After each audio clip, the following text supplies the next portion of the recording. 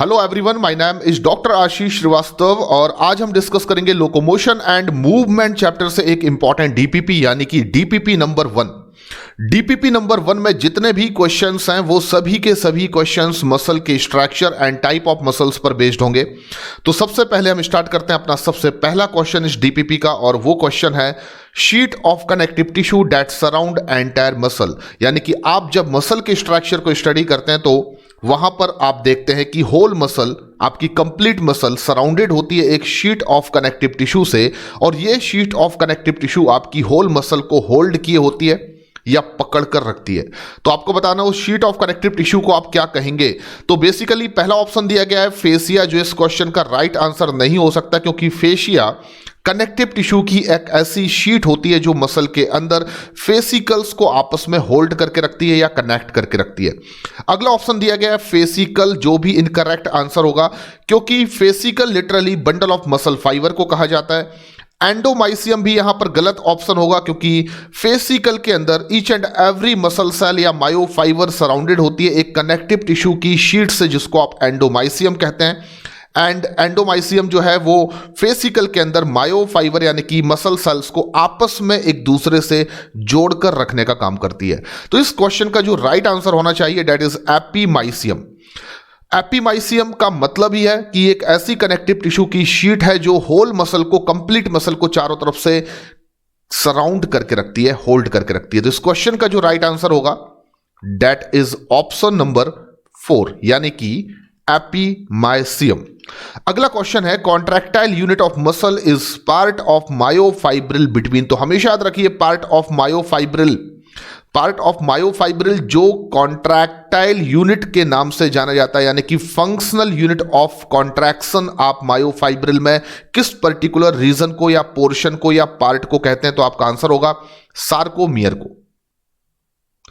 तो सार्कोमियर जो है that is functional unit of contraction, ये आप सबने पढ़ा हुआ है, ये बहुत ही ज्यादा इंपॉर्टेंट सेंटेंस है। एंड अब आपको बताना है कि सार्कोमियर लिटरली एक मायोफाइब्रिल में कैसा पोर्शन या रीजन होता है। तो आप कहेंगे दो जेड लाइन के बीच के रीजन को आप एक सार्कोमियर कहते हैं, जो कि structural and functional unit of contraction है। तो इस क्वेश्चन का राइट आंसर होगा option number 2 Z line and Z line, क्योंकि दो जेड लाइन के बीच के रीजन को मायोफाइब्रिल में आप सार्कोमियर कहते हैं। तो option number 2 is the correct answer of this question. अगला क्वेश्चन हम देख लेते हैं the sheet covering the bundle of muscle fibre. देखिए बंडल ऑफ मसल फाइबर को आप क्या कहेंगे, सबसे पहले आपको पता होना चाहिए। बंडल ऑफ मसल फाइबर को आप क्या कहेंगे, तो आपका आंसर होगा फेसिकल। फेसिकल का मतलब होता है bundle of muscle fibre. And एक मसल के अंदर जब आप उसका ट्रांसवर्स सेक्शन स्टडी करते हैं तो आपको बहुत सारे फेसिकल्स दिखाई देंगे। एंड फेसिकल या बंडल ऑफ मसल फाइबर को सराउंड करने वाली कनेक्टिव टिश्यू की शीट को हम पेरीमाइसियम कहते हैं। इसलिए इस क्वेश्चन का राइट आंसर आपको बहुत सिंपल तरीके से दे देना है ऑप्शन नंबर 3। तो पेरीमाइसियम जो है वो फेसिकल को चारों तरफ से सराउंड करने वाली कनेक्टिव टिश्यू की एक ऐसी शीट है जो एक फेसिकल में प्रेजेंट सभी मायोफाइबर यानी कि मसल सेल को एक बंडल के फॉर्म में बनाकर या होल्ड करके रखती है। तो इस क्वेश्चन का जो राइट आंसर होगा that is option 3 at rest. चौथा क्वेश्चन है at rest when muscle is relax, यानी कि आप जब रेस्टिंग स्टेज में होंगे, आपकी मसल्स जो हैं वो रिलैक्स होंगी, तब आपको बताना है the thin filament interdigitate with the thick filament only. तो जब आपकी मसल रिलैक्स स्टेज में होगी उस समय पर थिन फिलामेंट थिक फिलामेंट के साथ ओवरलैपिंग तो करते हैं, लेकिन वो ओवरलैपिंग किस पर्टिकुलर रीजन में होती है या किस पर्टिकुलर कह सकते हैं पोर्शन ऑफ मायोफाइब्रिल में होती है। यहां पर 4 ऑप्शंस दिए गए हैं, outside A band, outside H band, inside A band, inside M line. तो आपको यह पता होना चाहिए सबसे पहले कि दो जेड लाइन के बीच के हम रीजन को सार्कोमियर कहते हैं। वन सार्कोमियर मतलब दो जेड लाइन के बीच का जो रीजन है मायोफाइब्रिल में वो एक जेड लाइन है। एंड हमेशा याद रखिए कि जेड लाइन जो होती हैं दो, उनके बीच में आप देखेंगे यानी कि सार्कोमियर के सेंट्रल में आप देखेंगे थिक फिलामेंट यानी कि मायोसिन फिलामेंट जो है वो प्रेजेंट होते हैं, जबकि जेड लाइन बाइसेक्ट किनको करती है, तो आप देखेंगे इस तरीके से एक्टिन फिलामेंट को बाइसेक्ट करने का काम करती है आपकी जेड लाइन। तो सार्कोमियर के सेंट्रल में और कह सकते हैं कि एक्टिन फिलामेंट के पैरेलल मायोसिन फिलामेंट या थिक फिलामेंट जो है वो प्रेजेंट होते हैं। तो इस तरीके से यहां पर मैं किनको बना देता हूं, थिक फिलामेंट को या मायोसिन फिलामेंट को। तो आप अच्छे से जानते हैं the full length of myosin, जितने एरिया में मायोसिन फिलामेंट की फुल लेंथ जो है वो फैली होती है उसको आप क्या कहते हैं, ए बैंड।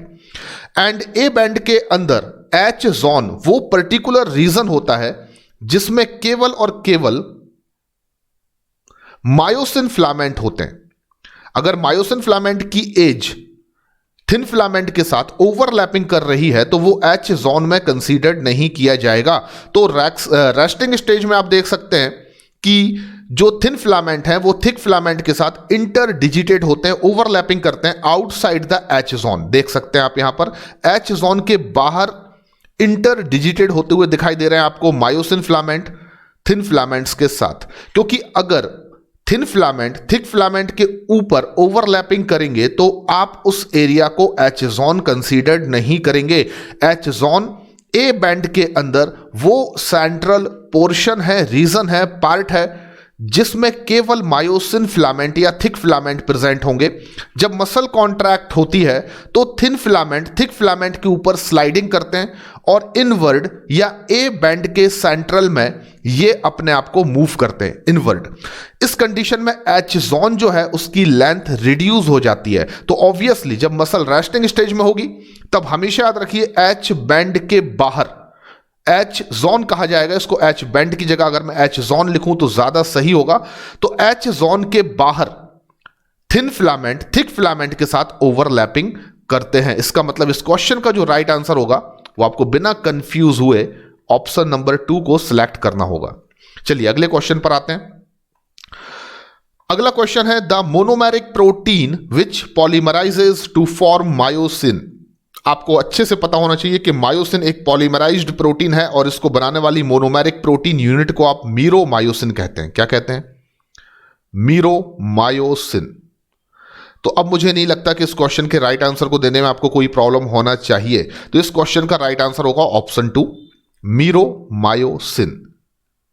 तो मीरोमायोसिन के अप्रोक्सीमेट 300 प्रोटीन्स मॉलिक्यूल आपस में पॉलीमराइजेशन करके एक मायोसिन फिलामेंट का क्या करते हैं, फॉर्मेशन करते हैं। और जब मीरोमायोसिन पॉलीमराइज होते हैं तो ये पॉलीमराइज कुछ इस तरीके से होते हैं कि इनके जो LMM कंपोनेंट्स हैं वो आपस में क्वाइल्ड होते जाते हैं और जो इनके HMM कंपोनेंट्स हैं यानी कि globular head with short arm या शॉर्ट नेक वो आउटवर्ड यानी कि बाहर की ओर प्रोजेक्टेड होते हैं। तो अल्टीमेटली इस क्वेश्चन का राइट आंसर होगा मीरोमायोसिन। अगले क्वेश्चन पर हम आते हैं। According to sliding filament theory of muscle contraction the filament that move to shorten a muscle are. आपको बताना है कि sliding filament theory of muscle contraction के अकॉर्डिंगली जो फिलामेंट मूव करते हैं और जिनकी वजह से मसल शॉर्ट होती है या मसल्स में कॉन्ट्रैक्शन होता है वो फिलामेंट कौन से हैं। तो हमेशा आप याद रखिए कि during the muscle contraction thick filament के ऊपर थिन फिलामेंट अपनी स्लाइडिंग करते हैं यानी कि जो फिलामेंट मूव होते हैं वो कौन से फिलामेंट हैं, तो आप कहेंगे थिन फिलामेंट या एक्टिन फिलामेंट। तो देखेंगे आप मसल कॉन्ट्रैक्शन के समय पर इस तरीके से जो रेड कलर वाले थिन फिलामेंट हैं वो थिक फिलामेंट के ऊपर अपनी स्लाइडिंग करते हैं और ये ए बैंड के सेंट्रल में इनवर्ड मूवमेंट करते हैं जिसकी वजह से सार्कोमियर शॉर्ट हो जाता है और शॉर्टन होने की वजह से सार्कोमियर के मायोफाइब्रिल शॉर्टन या कॉन्ट्रैक्ट होता है और इस वजह से मायोफाइबर कॉन्ट्रैक्ट होता है। और सभी मायोफाइबर यानी कि मसल सेल जब एक यूनिट के फॉर्म में कॉन्ट्रैक्ट होंगी तो आपकी होल मसल में क्या होगा, कॉन्ट्रैक्शन होगा।